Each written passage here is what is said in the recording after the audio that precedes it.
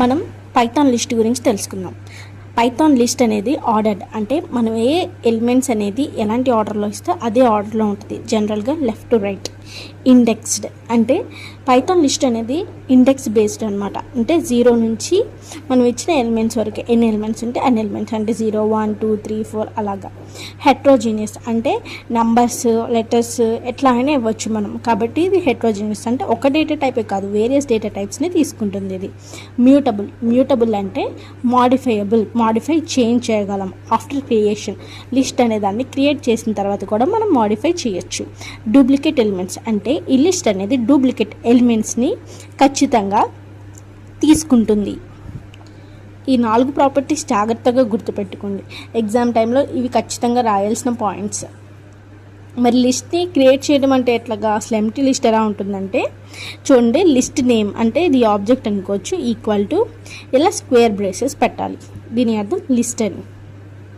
చూడండి, లిస్ట్ని 2 విధాలుగా క్రియేట్ చేయొచ్చు. ఒకటి మై లిస్ట్ ఈక్వల్ టు అని చెప్పి ఎలిమెంట్స్ ఇలా ఇవ్వచ్చు. మనం ఇచ్చేది స్ట్రింగ్ అయితే డబల్ కోట్స్ మధ్యలో ఉండాలి. తర్వాత my list equal to list of అని చెప్పి ఇలా డబల్ బ్రేసెస్ని ఇవ్వచ్చు. ఇది ఇంకొక వే. మరి ఇది ఎలిమెంట్స్ని ఎట్లా యాక్సెస్ చేయాలి అంటే జనరల్గా మనం అరేని ఎలా అయితే యాక్సెస్ చేస్తామో ఎలిమెంట్స్ని కూడా అలాగే యాక్సెస్ చేస్తాం. myl ఈక్వల్ టు మనం ఇక్కడ కొన్ని ఎలిమెంట్స్ ఇచ్చాం. ఇందులో మనకి ఏదైనా ఎలిమెంట్ కావాల్సి వస్తే మన ఇండెక్స్ చెప్పాను కదా 0 నుంచి స్టార్ట్ అయ్యిందని, print myl of 0, print myl of 7 అని చెప్పి అని అడిగారు. ఇప్పుడు ఇందులో ఎన్ని ఎలిమెంట్స్ ఉన్నాయి? 1 2 3 4 5 6 1 2 3 4 5 6 ఎన్ని ఉన్నాయి? 6 ఉన్నాయి. అంటే జనరల్గా 0 నుంచి స్టార్ట్ అయింది ఇండెక్స్ వాల్యూ. అప్పుడు ఎలాగా 5 ఇండెక్సెస్ ఉన్నాయని అర్థం. ఇప్పుడు నేను ప్రింట్ myl ఆఫ్ 7 అన్నా. 7 అనే ఇండెక్స్ అసలు ఇక్కడ ఉందా? లేదు. కాబట్టి ఇట్లాంటి కేసు వచ్చినప్పుడు ఇండెక్స్ ఎర్రర్ అని చెప్తాము.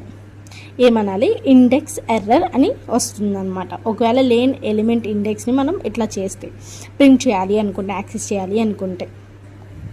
ఇందులో లిస్ట్లో పాజిటివ్ యాక్సెసింగ్ ఉంటుంది, నెగిటివ్ యాక్సెసింగ్ ఉంటుంది. అంటే positive indexing like negative indexing. Forward indexing ఏమో ఫార్వర్డ్ ట్రాకింగ్ ఎలిమెంట్స్కి యూజ్ అవుతుంది. Backward tracking elements negative indexing అనేది యూజ్ అవుతుంది అనమాట. ఫర్ ఎగ్జాంపుల్, ఇప్పుడు మనం ఏదైనా లిస్ట్ని తీసుకున్నాం, అందులో మనకి ఎన్ని ఎలిమెంట్స్ ఉన్నాయో తెలియదు.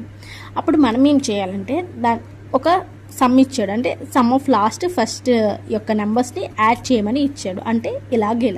ఇప్పుడు మనకి ప్రోగ్రాంలో ఇన్ని ఎలిమెంట్స్ ఉన్నాయని కనబడుతుంది కాబట్టి మనం చెప్పగలుగుతున్నాం. అదే మనకి ఒకవేళ లాస్ట్ ఎలిమెంట్స్ ఎక్కడి వరకు ఉన్నాయో తెలీదు అన్నప్పుడు మనం ఏం చేయాలంటే లిస్ట్ నేమ్ ఆఫ్ -1 అంటే లాస్ట్ ఎలిమెంట్ ఏదైతే ఉందో లిస్ట్లో ఆ ఎలిమెంట్ అని అర్థం ఇక్కడ.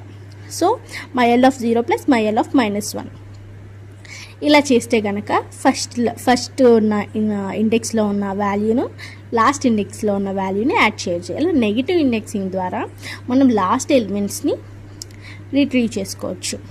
ఇది ఒక బెస్ట్ బెనిఫిట్ ఇందులో.